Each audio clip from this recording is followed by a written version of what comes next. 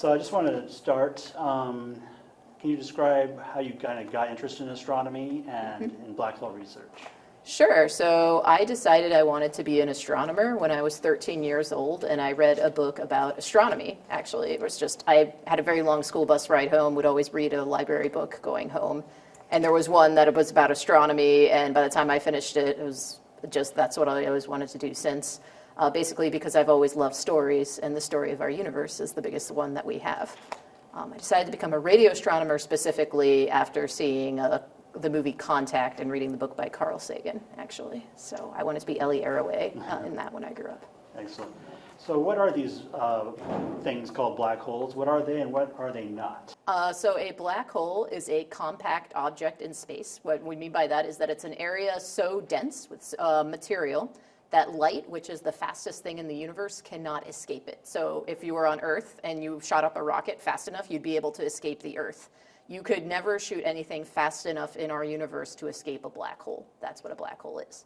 There's a lot of misconceptions about black holes. One of them is they don't actually suck in things. People think black holes are giant vacuum cleaners that pull in everything around them, passively or not. That's not how they work. You basically, because it has a mass very concentrated in an area, like it will have things that fall in at a greater frequency. But the other way to think of a black hole is if our sun, for example, shrunk into the size of a black hole, it would immediately be, just 2 kilometers across, a very tiny compact object. But our orbit on Earth and all the other planets and everything would not actually change. We would keep going around the black hole. So it's not that they're magic vacuum cleaners in space.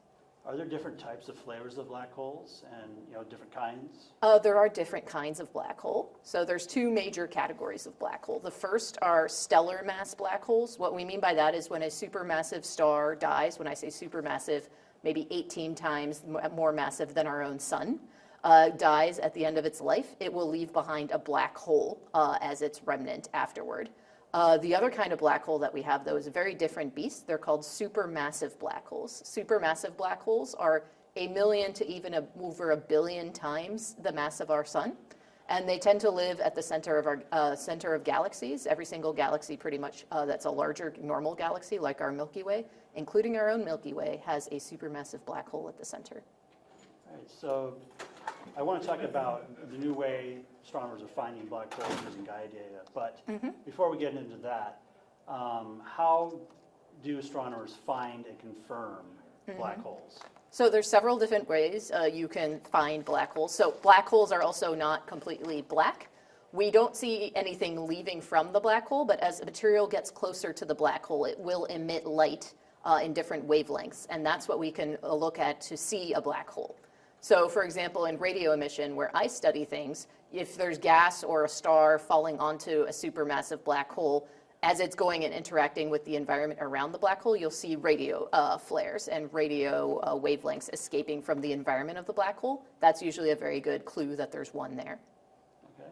And so turn to the new way astronomers are finding black holes. They're using Gaia data. But first, before we talk about that, what is Gaia and what does it do? So Gaia is a European Space Agency probe that went up roughly a decade ago. I can't remember exactly which year. That basically the idea is that it looked at all the stars, like almost 1 billion stars in the sky. You wait a few months, so 6 months, we're at the opposite side of the sun in our orbit. You look again, you will get a very precise positional change in all the objects in the sky and how much they've shifted over time. They did this for several years. They recently stopped a few months ago. They stopped collecting data. This mission ended, but they still have so much data that it's going to be years and years before we go through all of it. So it's a very exciting way to basically just know where everything is in the universe, exact positions of things, how fast they're moving across the sky, things like that.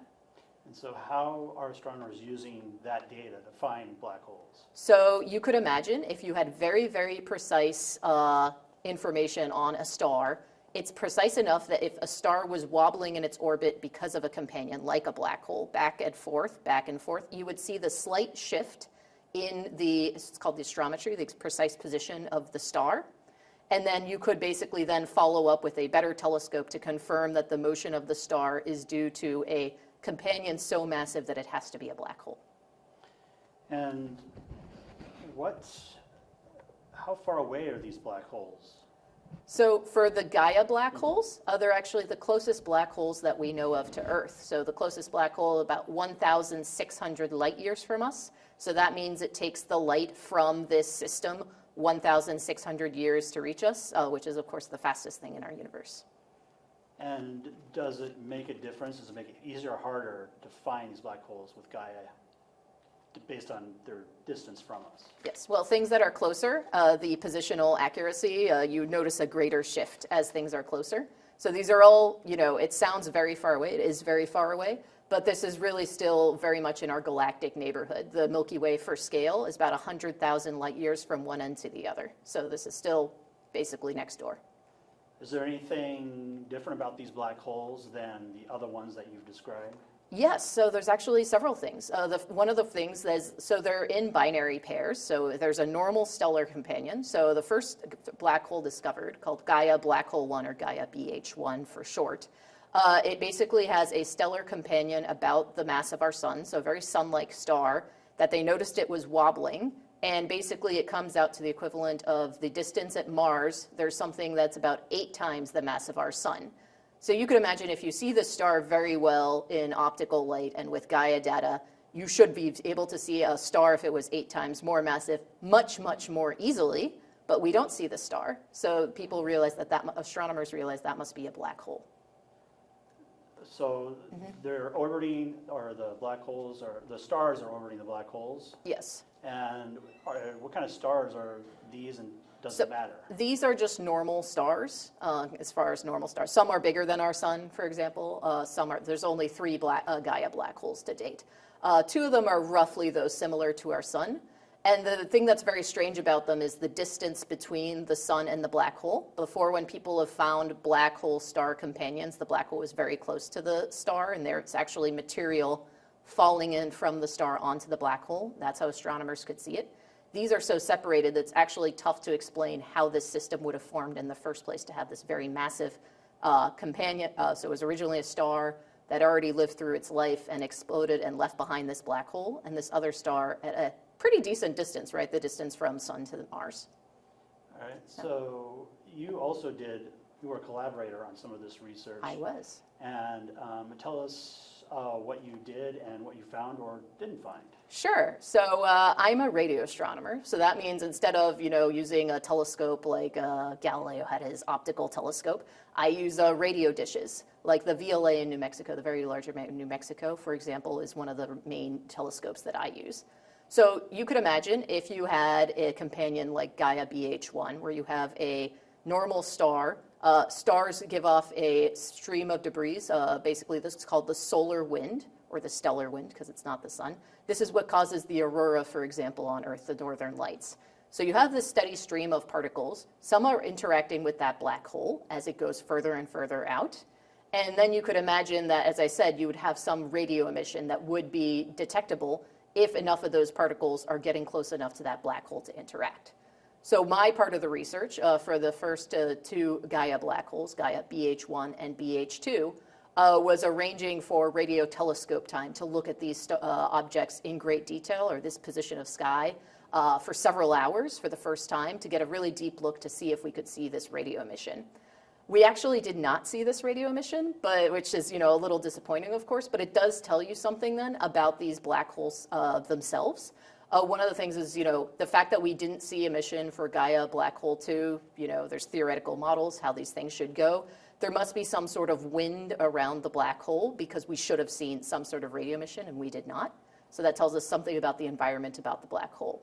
The other one that tells you, because you could imagine if you're relatively near a star and there's particles streaming from the star onto the black hole, if you had a black hole wandering through interstellar space, people always say, could you ever detect a rogue black hole, coming, swinging around or something like that? The answer is actually probably not, because you have even fewer particles in those environments. So there's probably black holes in our galaxy that we have no chance with current technology of ever discovering.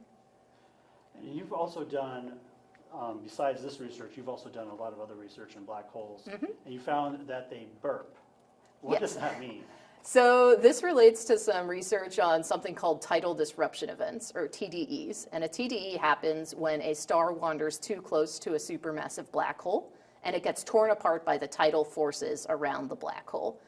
When this happens, about half the material falls into what's called an accretion disk around the black hole. The other half gets flung out into space. So traditionally, when these things happen, we discover them in optical. It'll give off a giant flare, like if a supernova, an exploding star happens. It's a very similar process, or looks very similar when it happens to that. And traditionally, 10, 20% or 20, 30% of the time, when you look in radio in the first few months after this giant violent catalysmic explosion happened, you'll see radio emission from basically an outflow going out from that black hole. My recent research, though, was I looked, 2 to 3 years after the fact, and I found that up to half of the time, you will actually detect radio emission around these TDE systems that you don't see when the explosion happened or soon after the explosion happened in those first months. They'll turn on years later, so that's basically the black hole burping after it had its stellar meal. Cool. So for you, why is it important to study these things out there in space? Well, first of all, as I said, I like stories. I think the story of the universe is the biggest and most exciting one we have. And, just answering basic questions about the universe is, to me, very exciting. And I just feel very honored to be able to, tell a part of that story. On a more, interesting level, like why do we care about black holes in the first place? You can imagine, black holes have environments that are so extreme we can't test in laboratories on Earth.